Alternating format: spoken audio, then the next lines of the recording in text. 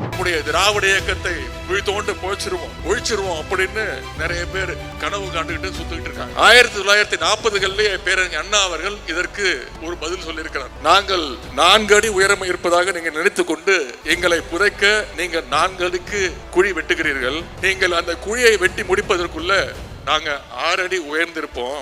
உடனே நீங்கள் 6 அடிக்கு குழியை வெட்டுவீங்க, அதுக்குள்ள நாங்க இன்னும் 2 அடி வளர்ந்திருப்போம். இப்படியே நீங்கள் காலம் முழுவதும் குழி வெட்டு கொண்டே இருக்க வேண்டியதுதான்.